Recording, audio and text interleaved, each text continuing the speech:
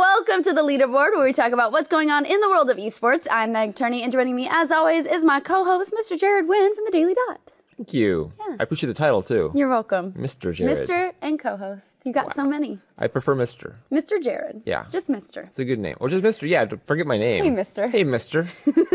Tell me about the competitive game, Mister. Hey. All right, you got it.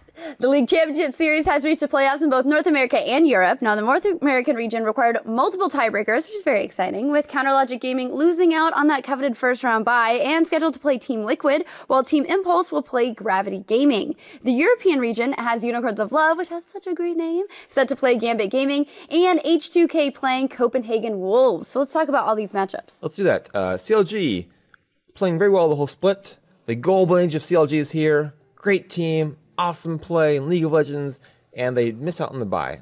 A very CLG thing to do, really. The most CLG thing to do would be to have this great split and then lose in the first round to Team Liquid. I don't think that will happen, but it would be a very CLG thing to do. What do you say to that? Because they just have a habit of doing great things and looking really good and then kind of falling flat in their faces. So how did they lose out on this first round bye? I mean, they just kind of, what happened? They fell down. I mean, right. they No, I just know fell they came apart. down in places, but I'm just saying, like, how did they fall apart? Like, why? I mean, it's just the CLG way. You know, there's been questions about Link's play, but I think he's played pretty well overall. I mean, Double F is a great ADC. You've got Afromu, of course, doing the rush hour with him on the bottom lane. They're a great team. It's just that TSM was consistently better than them, and Cloud9 kind of slipped in under the radar. Cloud9, everyone thought they were going to struggle this season because they had a rough start. They go to the IEM World Championship. They have a really hard time there. They still are a top 2 team. They still get a first round bye. It's hard to believe a team that has been so dominant in the region could sneak in to the first round bye slots to one of the top 2 standings in the region, but that's what Cloud9 did. I think we've learned, even if players like High and Balls even are struggling, as long as you have guys like Sneaky and Meteos, star players, with a really cohesive unit around them, and this is as cohesive a team as we have because they've stuck together for so long as they have, they're going to be pretty good, and we've seen that now bear out. So now CLG playing Team Liquid. I think they're the heavy favorites. Obviously, they're heavy favorites. Liquid has a shot, but not a great one. The Piglet train has not gotten that much momentum behind it just yet. What about the European matchups? What do you feel about those? Well, H2K is looking pretty good. They went on a very impressive streak. All shout-outs and props and assorted good vibes to them for sticking with it when Rio was struggling earlier on, because they really have put it together in a big way. Now they play Copenhagen Wolves. Nice job by Copenhagen Wolves to make the playoffs, but your reward is playing H2K and getting smashed, most likely. Getting swept, I think. It's hard to see them make any headway there. Gambit versus Unicorns of Love is a really exciting series, because Gambit has played quite well at the times this season, played kind of poorly at times. They went to the IEM World Championship as well, and struggled there, just like Cloud9 did. The difference is that Gambit came back still looking lethargic, whereas Cloud9 came back, took care of business. So playing Unicorns of Love, a really exciting dynamic team with different strategies going on, different tactics, bringing out Yorick and having some success with him even. That's a fun series to watch. I hope Unicorns wins. I'd like to see a Unicorns SK Gaming matchup in the playoffs. SK, of course, has their one tried and true strategy of just bullying all the lanes with their great individual matchups. But now we had some questions over Forgiven's place in the team and how he feels about his teammates. That's kind of a thing going on. I don't really know how it's going to go. Fnatic could be the favorite in the EU region, actually, because of SK's internal problems after they lost to Flash Wolves over in Poland. Again, another IEM consequence we're seeing play out here. So a lot of exciting playoff action coming up. We didn't even hit on the Gravity versus Team Impulse matchup over in A, where Tip has gotten a lot of hype in the second half of the split for good reason. We'll see if they can bear that out in the playoffs and potentially make a run, because TSM will be waiting in the wings. TSM, of course, playing quite well as of late, looking very, very good. I like that Santorin jungle getting a little more offensive. I like that Lust Boy getting dominant in the support role. Just an excellent League of Legends team. Do you want to make any predictions of who you think is going to take both regions? I think TSM would be upset quite shockingly to lose to anyone at this point. I mean, they look like the dominant team in the West. In Europe, I actually like Fnatic. I like Fnatic. Yeah, SK Gaming, I just think they have some kind of internal issues going on. I think there's a little bit of unrest there. I think there's going to be some problems there. Do you think that's going to cause them to not be able to? It could. I mean, they're still like the betting favorites. If I was going to bet on the EU region, I'd still take SK, but I'm not betting. I'm just making some frivolous predictions on Leaderboard. So I'm going to take Fnatic. All right, let's I like go Fnatic. It. Let's be a little excited. Yeah, let's go Fnatic. Fnatic. It's not quite as good a chant as TSM, actually. No. So let's just do TSM. Well, don't change it just because of the chant. What a silly reason to change it. TSM's not in the same region. I know, but I'm just saying, like, you don't drop how excited you were about Fnatic just because they don't have as good. Well, I'm not going to chant SKG. That's not very good. No Fair one chants that. All right, fine. Tell us which chant you like the best in the comments down below.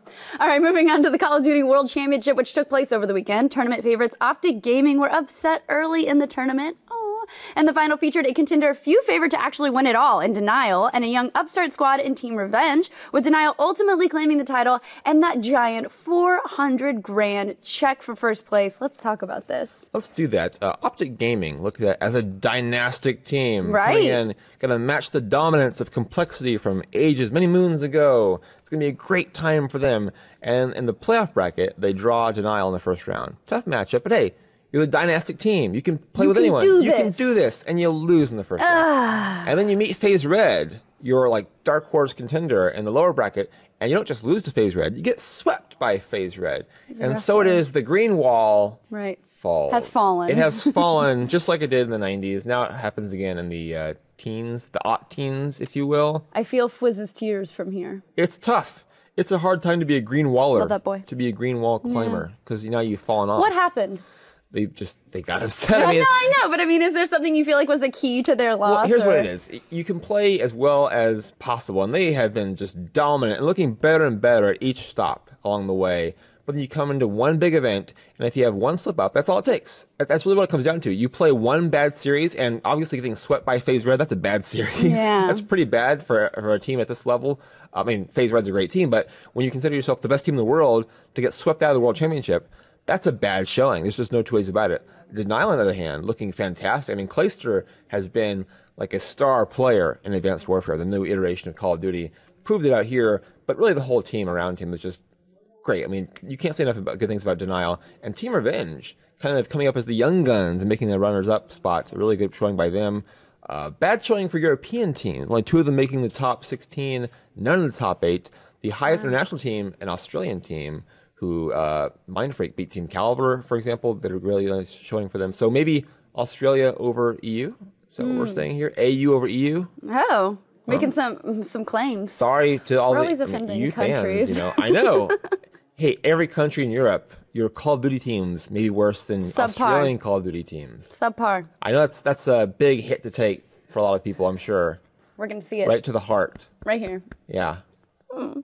All right, so moving on, YouTube is reportedly set to launch a live streaming service centered around gaming and esports in particular, with the Google-owned company having been reported to take in particular interest in the rapid rise in popularity and viewership of competitive gaming. Oh, hello, Twitch. YouTube has even reportedly hired as many as 50 engineers with streaming expertise. So what does this mean for Twitch when Google is coming after you?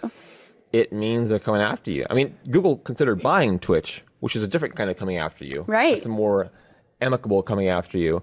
I think for Twitch, it kind of changes the game because now you have an actual competitor. You've had quote-unquote competitors before, Azubu, Emoji.tv, Hitbox, but not real competitors. I mean, those services do not really compete with Twitch. Right.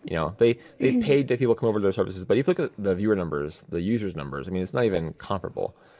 YouTube, a little bit different. They're the second biggest search engine behind Google itself.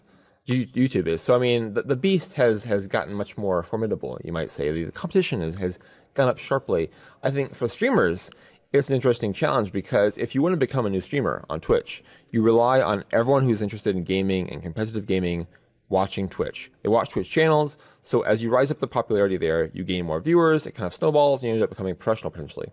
If you have a split in the streaming community and the viewers between Twitch and YouTube, you have less people around to watch you organically on Twitch or on YouTube, for example. So maybe it becomes harder as a streamer to gain popularity if you have a split in the community between Twitch and YouTube. Or maybe the community is just getting so much bigger that you can survive with 2 different communities at the same time. It's a lot of unanswered questions that we have here. Do you think people are dug into Twitch too deep at this point? Because some people are very loyal to Twitch. Do you think that YouTube could possibly actually come in and sweep some of those people away? I think what we have to see from YouTube is new iterations and new features that we don't have from Twitch thus far. And that's a good thing because that means Twitch then has to compete with that and has to have their own new stuff to say, hey, don't go to YouTube. We have our own great innovations as well. You can stay here with us. So competition is always a good thing, and it's going to be a good thing here. YouTube's still pretty cagey as to what exactly is going to happen here, what Right. they're going to do. But we do have I mean, they're not going to go into this just blind. They're not going to go into it without having some good thoughts in the back of their mind or at the front of their mind. They're not going to go into it without good ideas and good things to prove out and say, hey, this is why you come to YouTube. It's kind of funny because actually if you are on Twitch now and you want to highlight your stuff, you still often put it on YouTube. Right. Some of the most popular streamers go to YouTube anyway. Trump has a popular YouTube channel that he actually does content specifically on Twitch for the YouTube page. So why not just stream on YouTube if that's the case, you know? Right. And I'm sure they're going to have sponsorship deals with teams, organizations to have games broadcasted over there. I mean, if MLG.TV can get their own events exclusive to them, surely YouTube can afford to, you know, throw a couple of pennies around. Bring people. I hear Google has some money. Google has some bank. Just a little. Yeah, so I think they don't have a problem getting some exclusivity, which then gets us into the whole discussion of exclusivity, you know? Right. Which events are going to be broadcasted where, how much you're going to pay for them. It's a whole mountain of things to consider. But I think ultimately it's good for the consumer because, for the user, because Twitch and YouTube competing with each other, is obviously beneficial. It's always good. Good Yeah. for the people. The only potential problem is splitting the community. Right. I mean, splitting the benefits of the community being on one big site instead of two, or on two instead of one big site. So we'll see how it goes. Very cool. Well, thank you so much. And thank you guys. you, Meg. Join us next week on the Leaderboard for more esports. Choo choo.